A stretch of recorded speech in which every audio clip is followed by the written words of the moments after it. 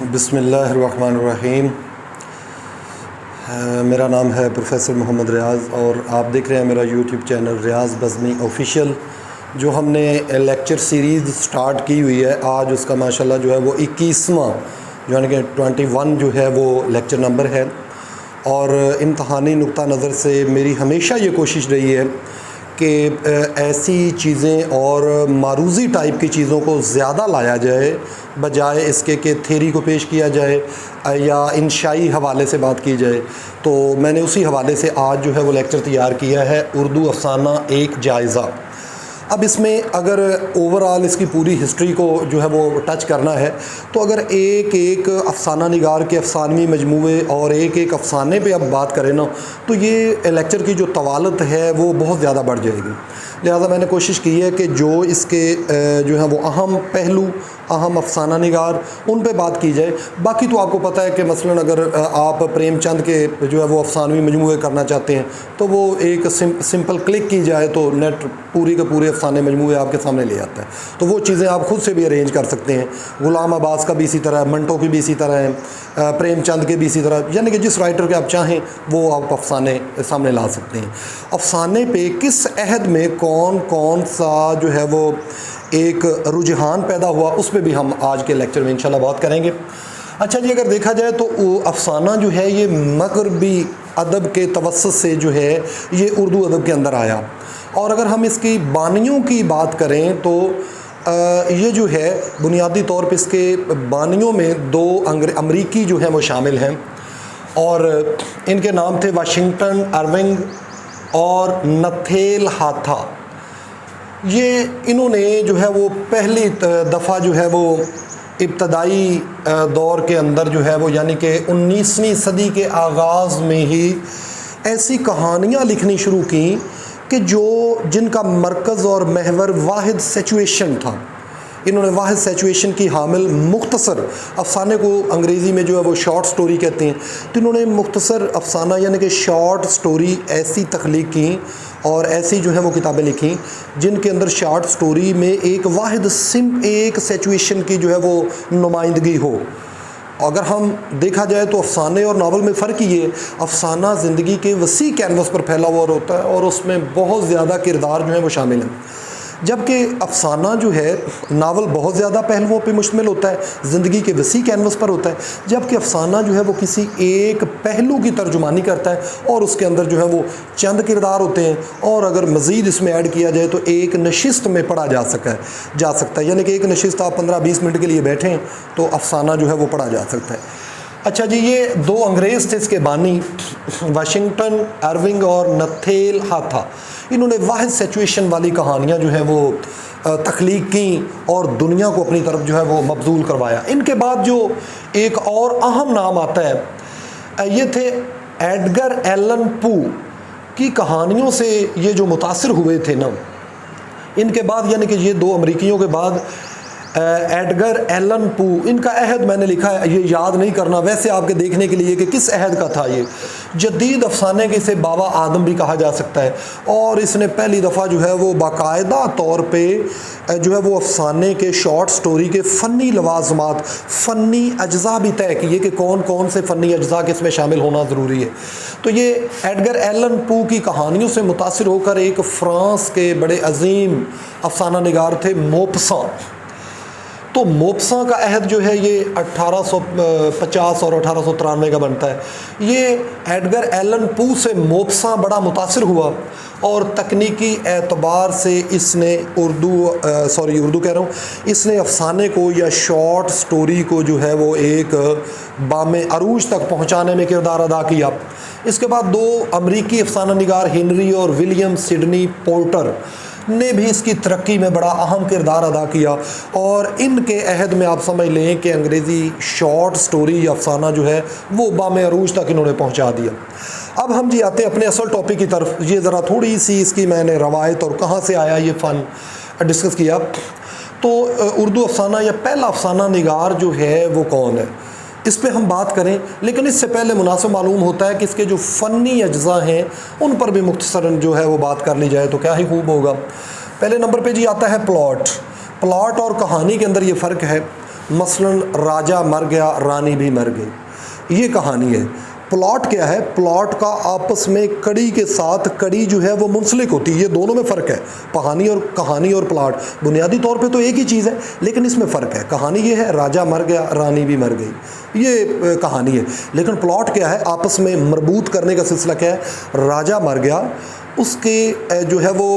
جدائی کے اندر جو ہے وہ رانی نے بھی رو رو کر جو ہے وہ اپنی جان آفرین کے سپرد کر دی، تو یہ پلاٹ ہے، کیونکہ رانی کے مرنے کی وجہ بھی بیان کر دی گئی ہے، لہذا یہ پلاٹ ہے۔ پلاٹ کا آپس میں مربوط ہونا، کڑی کے ساتھ کڑی ملنا بہت ضروری ہے۔ پلاٹ ہوتا ہے جی کردار نگاری، اس کے اندر چند ایک کردار ہونے چاہیے جن کی وجہ سے افسانے کو جو آگے بڑھایا جا سکتا ہے۔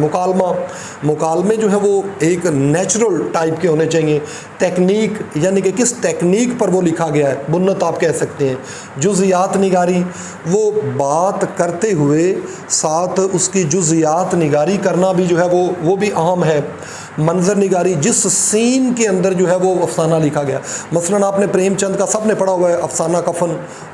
جو ہے وہ پنجاب یونیورسٹی اور باقی اکثر یونیورسٹیوں کے کورس میں بھی شامل ہے، تو آپ نے دیکھا ہوگا کہ اس کے اندر وہ جو جب مادھو اور گھیسو جو ہے وہ چوری کے آلو جو ہیں وہ بھون کے کھا رہے ہوتے ہیں، تو وہ سردیوں کی رات وغیرہ ہوتی ہے، تو پریم چند نے وہ ساری ماحول کی جو ہے وہ منظر کشی بھی کر دی ہے، تو اسے کہا جاتا ہے جی منظر نگاری کرنا۔ اور جزیات نگاری کے اندر یہ آ جائے گا کہ وہ بھون کے آگ کے اندر لگا رہے تھے اور آپس میں جو ہے وہ باتیں بھی کر رہے تھے، تو اسے آپ جزیات نگاری کے اندر رکھ سکتے ہیں۔ زبان و اسلوب بھی ایسا ہونا چاہیے کہ جو پڑھنے والے قاری کو اپنی گرفت میں لینے کی سکت رکھتا ہو۔ اب جی اس کے ابتدا کے حوالے سے ہم بات کرتے ہیں، تو ابتدائی دور کے اندر جو ہے وہ ہمارے جو محققین ہیں وہ زیادہ تر قدیم متن کی جمع متون، قدیم متون کی ہی آپ کہہ سکتے ہیں کہ اس کی جمع آوری میں اور اس کی مرتب کرنے کے اندر اتنے مصروف رہے کہ اس طرف کسی کی توجہ ہی نہ جا سکی، اور یہی وجہ ہے کہ اختلاف جو ہے یہ بڑی حد تک جو ہے وہ جنم لے چکا تھا کہ اردو کا پہلا افسانہ نگار کون ہے۔ اس حوالے سے 3-4 لوگوں کی بلکہ 5 لوگوں کی جو ہے رائے ہے، ایک 5واں ادھر ہی میں نے لکھ دیا، مرزا حامد بیگ بھی ہیں، تو یہ 5 لوگوں نے اپنی اپنی رائے دی ہے کہ پہلا افسانہ نگار کون ہے۔ تو جی 1955 عیسوی میں ایک رسالہ نکلتا تھا نقوش، اس میں افسانہ نمبر شائع ہوا، خصوصی اشاعت ہوئی، اور اس کے اندر بحث میں پروفیسر جو وقار عظیم ہیں انہوں نے پریم چند کو پہلا افسانہ نگار تسلیم کیا، اور پریم چند نے کہا کہ پریم چند کا جو پہلا افسانہ تھا دنیا کا سب سے انمول رتن یہی اردو کا پہلا افسانہ ہے۔ لیکن اس کے بعد اور بھی رائے آئی۔ پروفیسر احتشام حسین نے سجاد حیدر یلدرم اور پریم چند کو دونوں کو ہی اردو کے اولین افسانہ نگاروں میں جو ہے وہ شامل کیا ہے، جبکہ پطرس بخاری اور ڈاکٹر معین الرحمان نے پروفیسر احتشام حسین کی رائے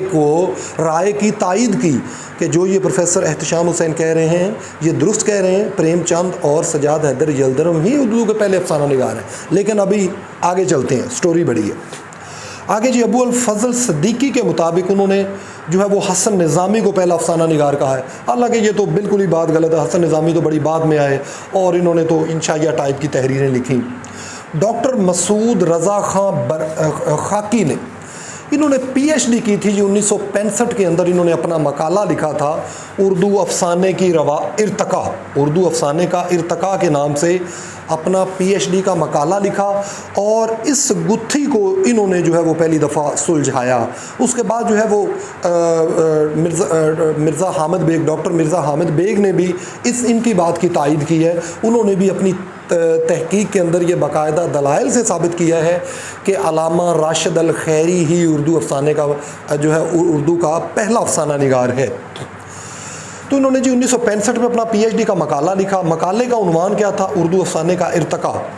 انہوں نے اپنے اس مقالے میں علامہ راشد الخیری کو اردو کا پہلا افسانہ نگار جو ہے وہ تسلیم کیا ہے، اور ساتھ انہوں نے اپنی تحقیق سے ثابت کیا کہ ان کا یہ جو پہلا افسانہ تھا ختیجہ اور نصیر، یہ کچھ جگہ پہ لکھا ہوا ہے ختیجہ اور نزیر، یہ غلط ہے، اس کا درست نام تھا ختیجہ اور نصیر، یہ پہلے افسانے کا نام تھا علامہ راشد الخیری کا، اور یہ افسانہ شائع ہوا تھا جی رسالہ مخزن میں۔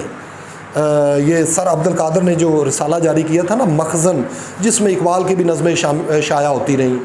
تو اس رسالے کے اندر یہ افسانہ جو ہے اردو ادب کا پہلا افسانہ شائع ہوا تھا۔ بعد میں ان کے بھی بعد لیٹسٹ جو تحقیق ہوئی، مرزا حامد بیگ نے اپنی جو کتاب انہوں نے لکھی تھی اردو افسانے کے حوالے سے، اردو افسانے کی روایت غالباً اسی نام سے ہے، تو اس میں بھی انہوں نے یہ باقاعدہ دلائل سے ثابت کیا ہے کہ علامہ راشد الخیری ہی اردو ادب کا پہلا افسانہ نگار ہے۔ چلیں جی، یہ بات تو یہاں پہ طے ہو گئی۔ اب اگر دیکھا جائے تو سجاد حیدر یلدرم نے بھی افسانے اسی قریب اسی عہد میں لکھے، لیکن ان کے زیادہ تر جو افسانے تھے یہ ترکی زبان پہ انہیں بڑا عبور حاصل تھا۔ ان کے زیادہ تر افسانے جو تھے وہ ترکی سے کہہ لیں کہ اردو میں ان کا ترجمہ کیا گیا تھا۔ ان کے افسانوں کو آپ طبعزاد افسانہ نہیں کہہ سکتے۔ طبعزاد کہتے ہیں جو بندہ خود سے لکھتا ہے، اپنی ذہنی اپج سے جو لکھا جائے، تو انہیں طبعزاد نہیں کہا جا سکتا۔ بہرحال یہ رومانوی اور ان کے افسانوں کے اندر ایک تخیل کی کار فرمائی ہمیں جو ہے وہ زیادہ نظر آتی ہے۔ سجاد حیدر یلدرم قرۃ العین حیدر کے والد بھی ہیں، اور ان کا پہلا افسانہ تھا جی نشہ کی پہلی ترنگ۔ یہ رسالے علی گڑھ سے رسالہ شائع ہوتا تھا، معارف، یہ پہلی دفعہ اس میں شائع ہوا تھا سجاد حیدر یلدرم کا پہلا افسانہ۔ تو یہ مروزی کے حوالے سے بھی یہ چیزیں بڑی اہم ہیں کہ یہ آ سکتا ہے کہ یلدرم کا پہلا افسانہ کون سا ہے، پریم چند کا پہلا افسانہ کون سا ہے، یا یہ بھی سوال آ جا سکتا ہے کہ جو ہے وہ اردو کا پہلا افسانہ نگار کون ہے اور اس افسانے کا نام کیا ہے۔ تو یہ میں نے پہلے بھی بتایا کہ زیادہ تر چیزیں جو ہیں وہ آبجیکٹیو ٹائپ کی چیزیں ہی میں لاتا ہوں، حالانکہ اس پہ جو ہے وہ آپ کہہ سکتے ہیں کہ انشائی طرز کا بھی لیکچر دیا جا سکتا ہے، بیانیہ انداز، جس میں یہ چیزیں کم ہوں اور باقی چیزیں جو ہے وہ زیادہ ہوں۔ اس کے بعد پریم چند کا اگر دیکھا جائے تو ان کا پہلا افسانہ تھا دنیا کا سب سے انمول رتن۔ تو یہ ایک کانپور سے رسالہ جاری ہوتا تھا جی، اس رسالے کا نام تھا زمانہ، اس رسالے کا نام تھا زمانہ۔ اس طرح کی جو چیز ہو، ویسے اصولاً اسے انورٹڈ کوماز کے اندر، یعنی کہ اردو میں ہم اسے کہتے ہیں واوین کے اندر لکھنا چاہیے۔ اگر آپ نے وہ میرا لیکچر سنا ہوا ہے رموز اوقاف والا، اس کے اندر یہ ساری چیزیں میں نے کور کی ہوئی ہیں، اگر نہیں سنا تو آپ وہاں پہ جا کے سن سکتے ہیں۔ اچھا جی،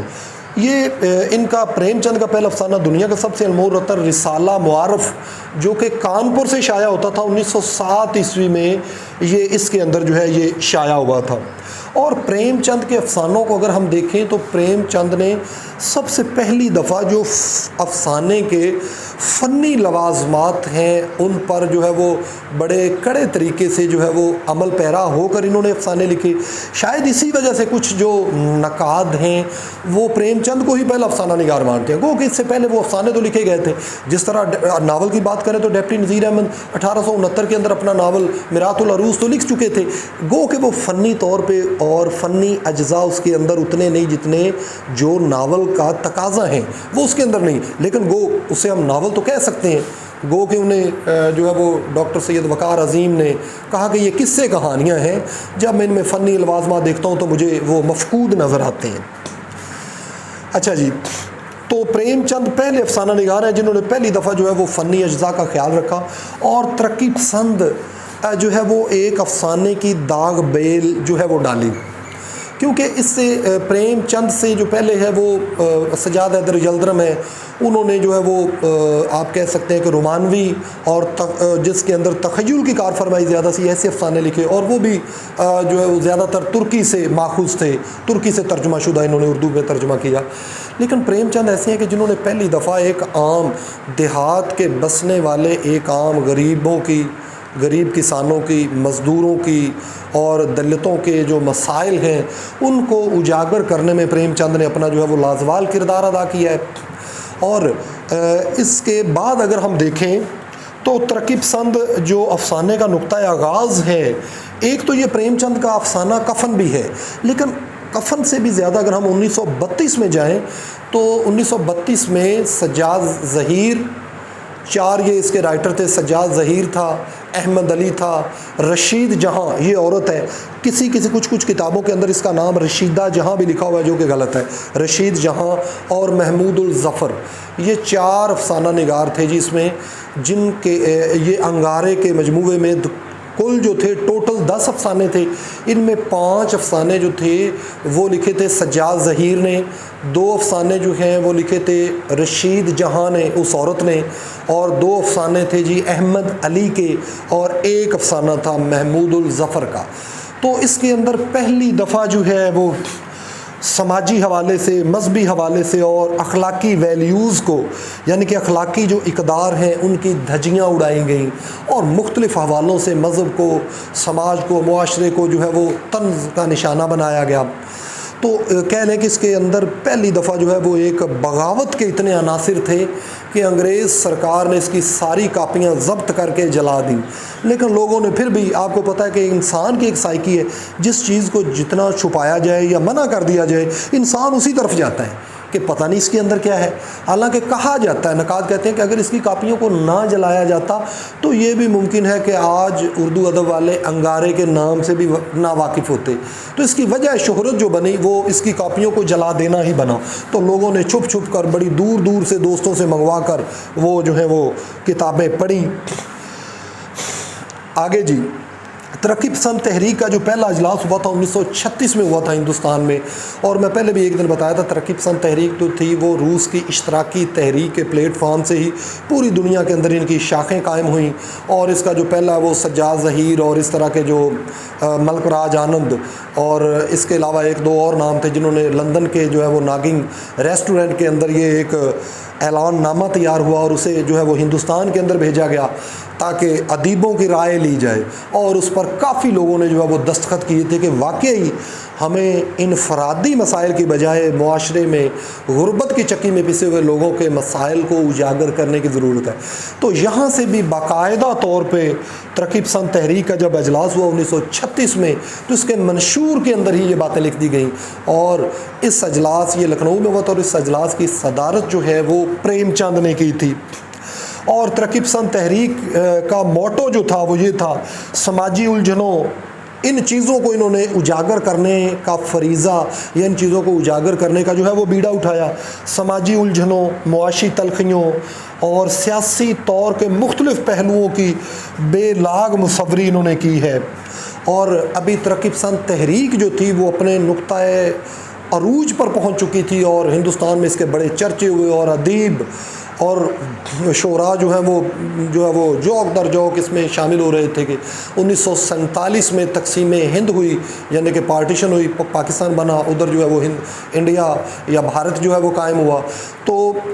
ان کے اندر بھی ایک تقسیم بندی ہو گئی کہ کچھ جو ترقی پسند ادیب اور شاعر تھے وہ ہجرت کر کے پاکستان آ گئے، اور کچھ جو ہیں وہ وہیں انڈیا کے اندر رہ گئے، لہٰذا ایک دفعہ اس کا ترقی پسند تحریک کا ذرا تھوڑا سا زور ٹوٹ گیا۔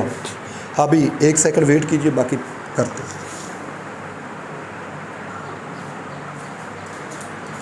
جی۔ ہمارا جو ہے وہ دوسرا شروع ہو گیا سیگمنٹ، تقسیم ہند اور ہجرت، یعنی کہ اس کے بعد ابتدائی دور میں ترقی پسند خیالات کے زیر تابع رہا اردو افسانہ، اور اس کے بعد جو ہے اس میں جو ہے تقسیم ہند اور ہجرت پر منٹو نے، اشفاق احمد نے اور بھی افسانہ نگار ہیں جنہوں نے جو ہے وہ یہ اس ہجرت کے موضوع پہ جو ہے وہ کثرت سے افسانے لکھے ہیں۔ ہجرت کے بعد یہ علامتی تجریدی افسانہ جو ہے وہ لکھا گیا ہے۔ علامتی یا تجریدی افسانہ جو ہے یہ اگر دیکھا جائے تو یہ 1955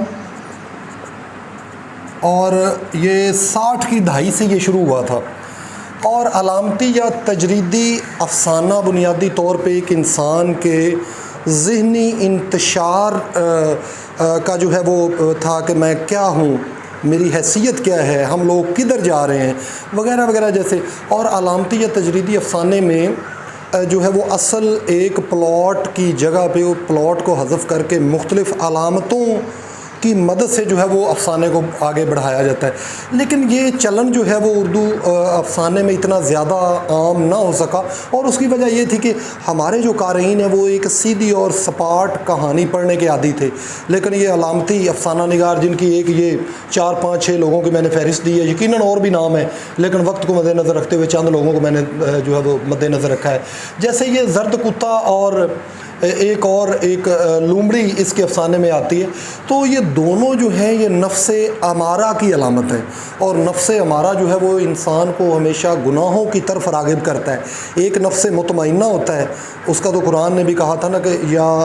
ایھا الذین آمنوا ارجعوا الی ربک راضیۃ مرضیہ فدخلی فی عبادی ودخلی فی جنتی، یعنی کہ ایک نفس مطمئن ہے جو انسان کو نیکی کی طرف راغب کرتا ہے، اور یہ نفس امارہ، تو یہ زرد کتا اور لومڑی جو ہے ان کے افسانوں میں علامات ہیں جی نفس امارہ کی۔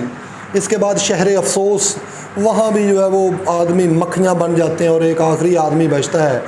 آخری آدمی کے اندر جو ابھی مکھی میں تبدیل ہونا ہی چاہتا ہے۔ تو یہ ان کے سارے جو افسانے ہیں یہ علامتی اور تجریدی مثالوں کی ذیل میں ہی آتے ہیں۔ آگے ڈاکٹر رشید امجد، یہ بھی ایک ذہنی انتشار کی کیفیت میں ہیں اور اپنے آپ سے مختلف جو ہیں وہ افسانے کے اندر سوال کرتے ہوئے نظر آتے ہیں، اور ان کے وہ جو فن پارے ہیں یہ افسانے، ان کے اندر یہی ہے کہ میں کون ہوں، ہم کیا ہیں، ہم جو ہے وہ کس طرف جا رہے ہیں، ہماری منزل کیا تھی، میری پہچان کیا ہے، اور ہم کس طرف جا رہے ہیں، اور نارسائی کی بھیڑ، یہ ایک ان کا افسانہ تھا جس کے اندر انہوں نے ایسے ہی سوالات اٹھاتے ہوئے نظر آتے ہیں۔ ڈاکٹر انور سجاد کے ہاں بھی علامتی اور تجریدی افسانوں جو ہے وہ افسانوں کا استعمال ہے، اور علامات کا استعمال جو ہے وہ ڈاکٹر صاحب نے بھی، ڈاکٹر انور سجاد نے بھی علامات کا بھرپور استعمال کیا اپنے افسانوں کے اندر۔ ڈاکٹر اعجاز راہی بنیادی طور پہ یہ ترقی پسند ہیں، افسانہ نگار ہیں، لیکن یہ اپنے افسانوں کے اندر یہ بھی علامات، مختلف علامات کا استعمال کرنا بخوبی جانتے ہیں۔ ڈاکٹر مرزا حامد بیگ، یہ مغل خاندان سے ان کا تعلق تھا، اور عہد مغلیہ کو جب زوال ہوا اور اس کے بعد یہ انگریزوں کا آیا اور مغلیہ خاندان کے فردوں پہ وہ جو ظلم و زیادتیاں کی گئیں، یہ بھی اپنے افسانوں کے اندر مختلف علامات کی مدد سے ان ظلم و زیادتیوں کو جو ہے وہ آشکار کرتے ہیں۔ اس کے بعد اگر دیکھیں تو 1947 کے بعد جو اردو افسانہ ہے وہ کس ڈگر پہ چلا، اس میں جو ہمارے سامنے پہلا نام آ رہا ہے وہ احمد ندیم قاسمی کا ہے۔ احمد ندیم قاسمی بیک وقت جو ہے وہ افسانہ نگار بھی تھے اور ایک اچھے شاعر بھی تھے، اس میں کوئی شک نہیں ہے، یعنی کہ یہ ترقی پسند لوگ تھے۔ شروع میں انہوں نے ترقی پسند نظمیں اور کہہ لیں کہ کلام لکھا، لیکن جب یہ ترقی پسند تحریک پہ جو ہے وہ پابندی عائد کر دی گئی تو موصوف نے، احمد ندیم قاسمی صاحب نے جو ہے وہ نعتیں بھی لکھیں اور وطن کی حمایت کے اندر بھی جو ہے وہ ترانے گائے، یعنی کہ کلام لکھا۔ ان کا وہ کلام بڑا زبان زدام ہے، اکثر اسکولوں میں بھی لکھا ہوتا ہے۔ خدا کرے کہ میری عرض پاک پہ اترے وہ فصل گل جسے اندیشہ زوال نہ ہو، یہاں جو پھول کھلے کھلا رہے صدیوں، یہاں خزاں کو گزرنے کی بھی مجال نہ ہو۔ خدا کرے کہ میرے ایک بھی ہم وطن کے لیے حیات جرم نہ ہو، زندگی وبال نہ ہو۔ ان کا اگر ابتدائی کلام دیکھا جائے جس میں انہوں نے اشتراکی ٹولے میں جب شامل تھے تو انہوں نے جو ہے وہ کہہ لیں کہ بڑھ چڑھ کے جو ہے وہ اشتراکیت کی حمایت میں لکھا، لیکن جب دیکھا کہ ادھر دال نہیں ہے وہ گلنے والی، پابندی لگ گئی ہے، تو پھر یہ وطن پرست اور انہوں نے بڑی نعتیں بھی لکھی ہیں۔ تو اس کے ساتھ ساتھ یہ افسانہ نگار تھے۔ وہ دیہات کی پیشکش میں وہ جو ایک منٹو نے ایک اہم کام شروع کیا تھا،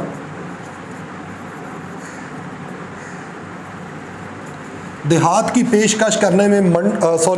پریم چند نے جو وہ ایک کام شروع کیا تھا اسے آگے بڑھانے میں احمد ندیم قاسمی نے اپنا جو ہے وہ بھرپور حصہ ڈالا ہے۔ یہ ترقی پسند افسانہ نگار تھے، اور اس کے علاوہ انہوں نے کہیں کہیں جو ہے وہ جنس کو بھی جو ہے وہ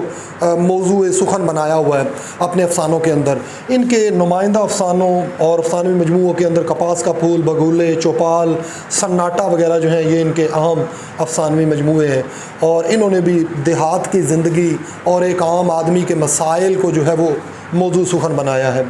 غلام عباس کا تعلق بنیادی طور پہ ایک انتہائی متوسط گھرانے سے تھا، اور ابتدائی دور میں غلام عباس جو ہیں یہ اہل تشیع، آپ کہتے ہیں اہل تشیع، ذرا لفظ درست نہیں ہے، اہل تشیع ان کا فرقہ سے تعلق تھا، اور ابتدائی دور میں جب یہ امام بارگاہ کے اندر پڑھنے جاتے تھے تو وہ اپنے ذاکر بھائی یا مولوی صاحب کے لیے اس محلے سے جو ہے وہ روٹیاں بھی مانگ کے لاتے تھے، اور ابھی 5ویں 6ٹھی جماعت میں ہی تھے کہ ساتھ ساتھ مزدوری بھی شروع کرنا پڑی، کیونکہ یتیم تھے، ان کے والد کا انتقال ہو گیا اور ان کی والدہ جو ہے وہ اپنے مائکے آ کے رہتی تھیں۔ تو ابتدائی ان کی زندگی انتہائی کٹھن جو ہے وہ گزری، آگے جو ہے وہ پڑھتے گئے اور پھر آخر میں ریڈیو پاکستان سے بھی وابستہ رہے اور بڑا پھر نام جو ہے وہ کمایا۔ تو غلام عباس بنیادی طور پہ حقیقت پسند افسانہ نگار ہیں، اور انہوں نے کہیں کہیں ہمارے معاشرے کے دو رخے پن کو بھی یہاں کرتے ہیں. جیسا کہ ان کا افسانہ جو ہے وہ آنندی، اس نام سے ان کا افسانوی مجموعہ بھی ہے، اور اس کا نمائندہ افسانہ جو ہے وہ میرے نزدیک اپنی اپنی رائے ہوتی ہے، وہ آنندی ہے. اس میں آنندی کے اندر کیا ہے کہ وہ ایک طوائفوں کا محلہ ہے. تو شرفاء ٹاؤن ہال کے اندر اکٹھے ہوتے ہیں اور دھواں دار تقریریں ہوتی ہیں، اور کہا جاتا ہے کہ انہیں شہر سے 20 کوس دور منتقل کر دیا جائے. بہرحال اس پہ عمل درآمد ہوتا ہے، 20 کوس دور انہیں جگہ دے دی جاتی ہے. وہاں پہ یہ لوگ بسنا شروع کر دیتے ہیں. وہاں پہ آہستہ آہستہ مسجد بن جاتی ہے، ایک دربار شریف بن جاتا ہے، اور وہاں پہ تعمیر و ترقی کا کام جب شروع ہوتا ہے تو یہی شرفاء جو تقریریں کرتے تھے وہ تانگے میں اور اپنی اپنی موٹر گاڑیوں پہ جو ہے وہ جو نئی وہاں پہ بستی ایک بسائی گئی ہے وہاں بھی جو ہے وہ جانا شروع کر دیتے ہیں. تو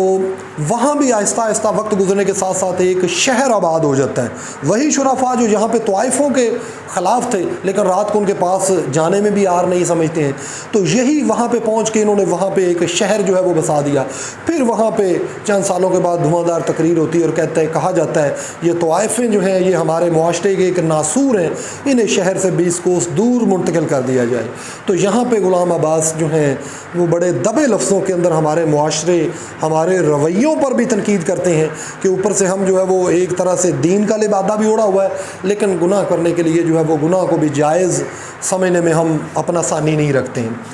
تو آنندی، جاڑے کی چاندنی، یہ ان کے نمائندہ جو ہے وہ گوندنی والا تکیہ تو خیر ان کا ناولٹ تھا. تو یہ ان کے نمائندہ جو ہیں وہ افسانوں کے میں شامل ہیں. معاشرے کی اور ایک عام آدمی کے مسائل کی اور اس سے بڑھ کر ہمارے معاشرتی رویوں کی عکاسی کرنے میں یہ اپنا ثانی نہیں رکھتے ہیں. شوکت صدیقی، ان کا وہ ناول بھی تھا، ناول کا نام تھا جی خدا کی بستی. اس کے اندر بھی انہوں نے ایک اشرافیہ کی لوٹ مار اور قیام پاکستان کے بعد کس طرح اشرافیہ نے پاکستان کے اندر ناجائز الاٹمنٹ اور ایک عدم معاشی استحکام کو پروان چڑھانے میں اپنا کردار ادا کیا، یہ اس طرح کے موضوع پہ خامہ فرسائی کرتے ہیں. خداداد کالونی، جبر، میموریل، کیمیا گر، ان کے جو ہیں یہ نمائندہ افسانوں میں شامل ہیں، اور معاشرتی اور معاشی ناہمواری کو یہ خوبصورتی سے موضوع بناتے ہیں. ہاجرہ مسرور، یہ ختیجہ مستور کی بہن ہے، دونوں بہنیں ہیں. ختیجہ مستور نے ناول کے اندر جو ہے وہ نام کمایا. ختیجہ مستور کے بھی چند ایک افسانے انہوں نے بھی لکھے، لیکن ہاجرہ مسرور ناول کے افسانوں کے حوالے سے مشہور ہوئیں. چراغ کی لو، ان کا ایک افسانوی مجموعہ ہے جی سب افسانے میرے. اس میں ایک افسانے کو ہم ڈسکس کرتے ہیں. چراغ کی لو میں ایک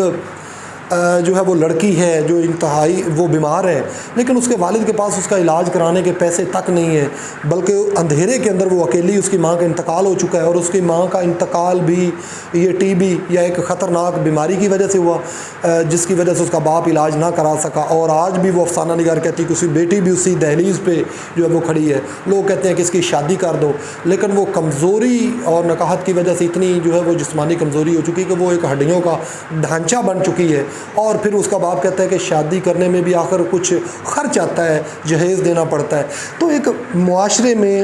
انہوں نے ہاجرہ مسرور جو ہیں وہ معاشرے میں ایک معاشرتی، سماجی اور اس کے علاوہ تہذیبی ویلیوز، تہذیبی اقدار کا جو ہے وہ اتنا ایک گرد دیواریں کر دی گئی ہیں عورت کے گرد کہ وہ گھٹن محسوس کرتی ہے. تو انہوں نے خواتین کی اس گھٹن کو اور اس معاشرتی ناہمواری کو جو ہے وہ موضوع بنایا ہے. ہاجرہ نے جنس کے حوالے سے بھی پلنے والی سماجی برائیوں کو بیان کیا ہے. جنس اور پیٹ کی بھوک، ان کے دو بنیادی طور پہ محبوب موضوعات ہیں. اس کے بعد جو جنسی اور نفسیاتی حوالے سے اردو افسانے لکھے گئے، تو آپ کو پتہ ہے جب بھی جنس یا سیکس کا نام آئے گا تو فوش نگاری میں جو ہے وہ جسے مذہبی مکتبہ فکر والے فوش نگار سمجھتے ہیں، تو اس میں منٹو کا نام جو ہے وہ سر فہرست آئے گا. منٹو نے یہاں پہ ایک اور نام میں لکھنا بھول گیا، وہ نام ہے جی عصمت چغتائی کا. تو جنسی اور نفسیاتی حوالے سے جو ہے وہ اگر دیکھا جائے تو منٹو کا بڑا نام ہے، اور منٹو پہ جو ہے وہ فوش نگاری کے مقدمات بھی بنے.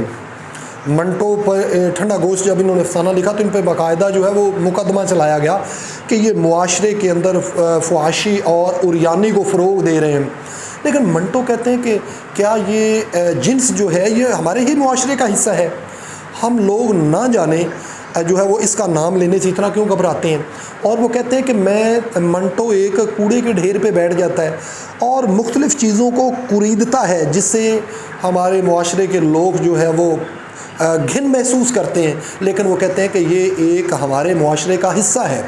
اگر دیکھا جائے تو منٹو نے طوائف کی زندگی کو بھی، طوائف کی حیثیت کو بھی تسلیم کیا ہے کہ وہ باامر مجبوری یا کسی وجہ سے وہ اگر بنی ہے تو وہ اس کا پیشہ ہے، وہ اس کا کام ہے، اور اسے بنانے میں بھی یہ ہمارے معاشرے کے اشرافیہ اور نام نہاد دیندار لوگوں کا بڑا حصہ ہوتا ہے. تو منٹو نے اس حوالے سے لکھا ہے، ٹھنڈا گوشت، سڑک کے کنارے چغد، بابو گوپی ناتھ، میرا نام رادھا ہے. طوائف کی حیثیت کو تسلیم کرنے کے حوالے سے انہوں نے کالی شلوار، ہتک اور ممی جو ہے یہ افسانے لکھے تھے. اس کے بعد جو ہے وہ قدرت اللہ شہاب کا نام آتا ہے. ان کے ہاں بھی عورت کے جسمانی استحصال اور غربت سے پیدا ہونے والی بے کسی ہے. ان کے افسانے جو پکے عام ہیں، غربت سے پیدا ہونے، ان کے افسانہ تھا پکے عام. اس میں غربت سے انسان کے اندر، غربت بطور خود ایک بڑی لعنت ہے، اور اس سے پیدا ہونے والی بے حسی کو جو ہے وہ موضوع سخن بنایا گیا ہے. مثلا اسی افسانے کا ایک کردار ہے کہ وہ یہ انتظار کر رہا ہے بڑی شدت سے کہ کب اس کی بیٹی جوان ہوگی اور کب جو ہے وہ میرا کاروبار جو ہے وہ چمکے گا اور میرے پاس جو ہے وہ گاہک آئیں گے اس کا مجرا دیکھنے کے لیے. تو قدرت اللہ شہاب نے اس موضوع پہ جو ہے وہ لکھا ہے. ممتاز مفتی جو ہیں وہ نفسیات اور جنس کے حوالے سے انہوں نے اپنے ناولوں کے اندر بھی، مثلا علی پور کا ایلی کو دیکھیں تو نفسیاتی حوالے سے جو ہے وہ ایک نفسیاتی طور پہ ایک مجروح سے انسان اور کہہ لیں کہ بیمار ذہنیت والے انسان کی عکاسی جو ہے وہ ہمیں اس کے اندر بھی ملتی ہے. تو ناول کی طرح یہاں بھی جو ہے ان کے جو افسانے ہیں ان کے اندر بھی وہی ایک ذہنیت، جنس اور نفسیات کو وہ ساتھ ساتھ لے کر چلتے ہیں. اور اس کے بارے میں نقاد کہتے ہیں کہ ان کے والد جو تھے وہ جنسی لحاظ سے جو ہے وہ انتہائی برے کردار کے حامل تھے. ایک عورت، اس کے بعد دوسری، اس کے بعد تیسری، یعنی کہ ان کا من ہی نہیں بھرتا تھا. اور یہ چونکہ بچپن میں انہوں نے اپنے وہ والد کی ساری زندگی کو دیکھا تھا، تو کہا جاتا ہے کہ یہ جو ان کا ناول لکھا تھا علی پور کے ایلی، تو یہ بنیادی طور پہ وہ کہتے ہیں کہ یہ میں نے اپنی سوانح حیات ہی لکھی ہے. تو اس کے علاوہ ان کا افسانہ جو تھا وہ تھرڈ مین، یعنی کہ ایک شوہر ایک بیوی ہوتی ہے تو اس کے درمیان جو ایک تھرڈ مین آتا ہے اس کو انہوں نے جو ہے وہ ایک جنسی حوالے سے اسے موضوع بنایا ہے. اس کے علاوہ ایک ان کا افسانہ ہے غلط ملت، ایک طوائف کی زندگی اور نفسیاتی حوالے سے اس کی زندگی کے مختلف پہلوؤں کا جو ہے وہ انہوں نے جائزہ پیش کیا ہے ممتاز مفتی نے. اس کے بعد ڈاکٹر عرش صدیقی، انہوں نے بھی جنسی اور نفسیاتی حوالے سے کافی لکھے ہیں. ان کا 9 افسانوں کا مشتمل ایک مجموعہ شائع ہوا تو اس کا نام تھا کفن سے باہر پاؤں. اس کے یہ خالق ہیں. اور 3 جنسی افسانے آپ کہہ سکتے ہیں کہ فحاشی اور عریانی ان پہ انتہاؤں کو چھو رہی ہے. ان کے نام تھے بھیڑیے، فرشتہ، ذل الہی. اور اس کے بعد نام آتا ہے ابھی افسانے میں. یقیناً یہ فہرست میں کہتا ہوں انتہائی نامکمل ہے، کیونکہ 25 سے 30 منٹ کے لیکچر کے اندر جو ہے وہ اتنے ہی لوگوں کو کور کیا جا سکتا ہے. میں نے اس کے جو باقی فنی حوالے سے اور روایت کو ذرا بیان کیا ہے، تو یہ لسٹ یقیناً ابھی نامکمل ہے. عصمت چغتائی جو ہے، یہ جب عزیز احمد نے ناول لکھے تھے نا اردو کے اندر، آگ گریز، ایسی بلندی ایسی پستی، تو انہوں نے عریانی اور فحاشی کی ابتدا کر دی. لیکن یہ عصمت چغتائی جو ہیں، یہ عورت ہو کر انہوں نے اپنے تحریروں میں، افسانوں میں اور اپنے جو ہے وہ ناول کے اندر ایسی تحریریں لکھیں کہ جنہیں مذہبی مکتبہ فکر والے اور ایک شریف انسان جو ہے وہ کانوں کو ہاتھ لگانے لگتا ہے. اگر آپ نے ان کا کوئی افسانہ نہیں پڑھا تو نیٹ سے ڈاؤن لوڈ کر کے گوگل پہ لکھیے گا لحاف عصمت چغتائی، تو آپ پڑھیں گے کہ یہ نفسیاتی طور پہ انسان، کیونکہ انسانوں کی نیچر ہے تو یہ ہماری ایک جبلت کے اندر، ہماری سرشت کے اندر یہ چیز رکھ دی گئی ہے. تو عصمت چغتائی کا اس معاملے میں مشاہدہ جو ہے وہ بڑا گہرا دکھائی دیتا ہے. مردوں کی طرف یہ جو ہم جن پرستی جسے کہتے ہیں، اس کو بھی انہوں نے بڑی حد تک جو ہے وہ موضوع بنایا ہوا ہے. اور ایک یہ اپنے افسانے لحاف کے اندر وہ जो है वो एक मौलवी साहब के भी रुदात बयान करते हैं कि जिन्होंने मदरसा खोला हुआ है, अल्लाह और अल्लाह के रसूल की बातें भी करने वाले हैं, लेकिन साथ साथ अभी जिनकी जो है वो सब्ज़ी उतर रही होती है, यानी कि छोटे छोटे बाल उतर रहे होते हैं चेहरे पे, उन बच्चों को भी अपने साथ रखना वो बड़ा अमरद परस्ती की तरफ इनका इशारा है इसमत चुगताई का। तो इसमत चुगताई भी जिनसी और नफ्सियाती हवाले से अपने अहद में इन्होंने जो लिखा, तो गोया एक ये आम रवायत और क्लासिकियत से हटकर इनकी ये बहुत बड़ी बगावत थी। आज जी हमारा उर्दू अफसाना एक उसका जो है वो तनकीदी नज़रिया हमने एक तायराना नज़र दौड़ाई है उर्दू अफसाने पे। यकीनन अभी इसके अंदर कुछ नाम यकीनन रह गए, मैं ख़ुद तस्लीम कर रहा हूँ। अगर आपको वीडियो अच्छी लगे तो वीडियो को कर दीजिएगा लाइक, और चैनल को जो भी लोग इस्तिफ़ादा कर रहे हैं यकीनन उन्हें जो है वो इसे सब्सक्राइब करना चाहिए, क्योंकि अगर हम किसी चीज़ से कुछ सीख रहे हैं तो चलो कुछ ना कुछ उसका भी भला हो जाए। सब्सक्राइब करने में कोई हर्ज नहीं। जिन्होंने पहले सब्सक्राइब किया हुआ है वेल एंड गुड, और जो न्यू कमर है वो बराह करम इस चैनल को सब्सक्राइब करें, ताकि जैसे ही हमारे सब्सक्राइबर बढ़ेंगे तो ये चैनल प्रमोट होगा और मुझे भी मज़ीद आगे इंशाल्लाह इस पर जो है वो मुख्तलिफ वीडियोज़ बनाने का एक नया हौसला और उमंग जागती रहेगी। इजाज़त दीजिए, अल्लाह हाफ़िज़।